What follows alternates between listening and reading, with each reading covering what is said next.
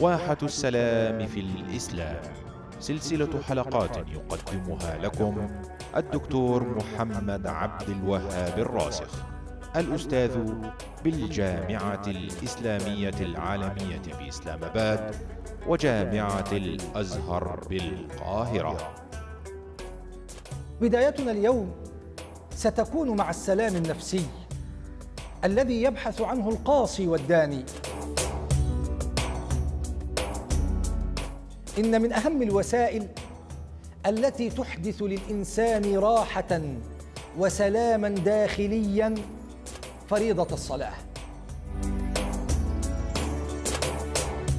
إذا كنت تريد أن تحيا في سلام أسري، أحسن اختيار شريك حياتك.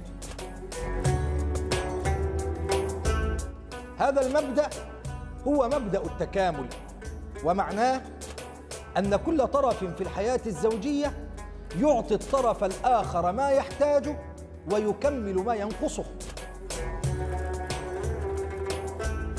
تحدثنا عن الركن الثاني لتحقيق الحياة الأسرية الهادئة والمستقرة، وهو مبدأ التكامل.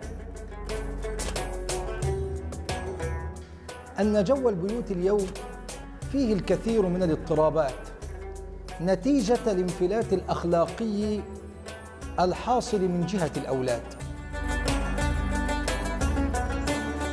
إن أمتنا اليوم في حاجة ماسة إلى هذا الخلق العظيم، لا سيما ونحن نشاهد في هذه الأيام ظواهر مؤسفة من التقاتل والتخاصم والمشاحنات بين المسلمين. لأجل ذلك كان لابد أن نذكر أنفسنا بهذا الخلق العظيم، خلق التسامح والعفو.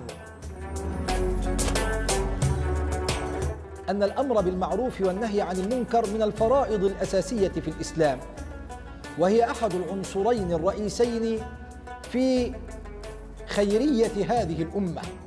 فالله عز وجل يقول: كنتم خير أمة أخرجت للناس تأمرون بالمعروف وتنهون عن المنكر. أن الإسلام حث على ضرورة التثبت من الأخبار قبل ترويجها. من أهم الأمور التي أوصى بها شرعنا الشريف عند انتشار الشائعة أن يحسن المسلم الظن بأخيه المسلم.